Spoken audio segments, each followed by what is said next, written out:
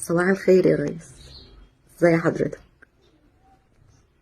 انا دينا، مواطنة مصرية.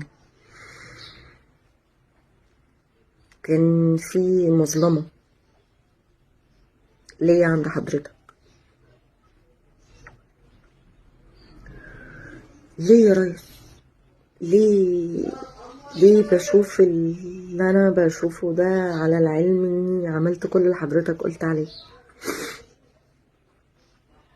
آه، ما قعدتش وسعيت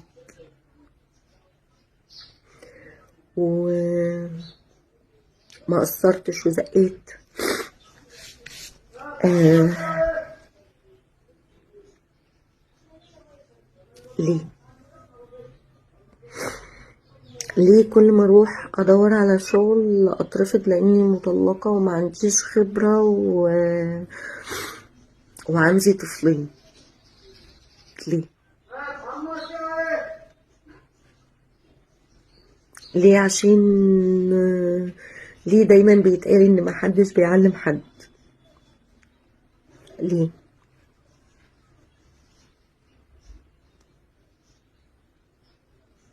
ليه وانا حد عمره ما اتكل على حد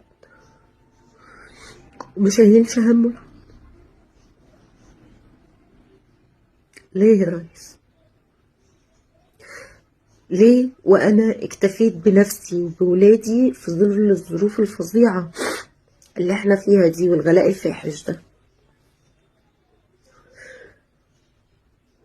ونزلت اشتغلت؟ عملت كده فعلا، نزلت اشتغلت، عملت مضافة.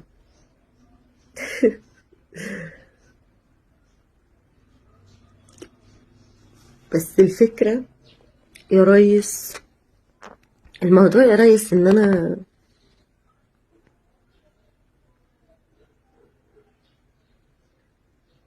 ان الدنيا مكبرها معايا اوي يا ريس، مكبرها معايا بجد، وانا مش عارفة العيب في مين.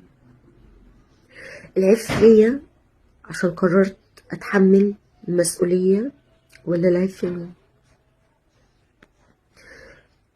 انا بس تعبت. ممكن تقول لهم ان الست المطلقة ومعاها اطفال بتبقى محتاجة انها تشتغل، وبتبقى محتاجة انها الناس تدعمها، ومش تدعمها بفلوس خالص على فكرة يا ريس، خالص.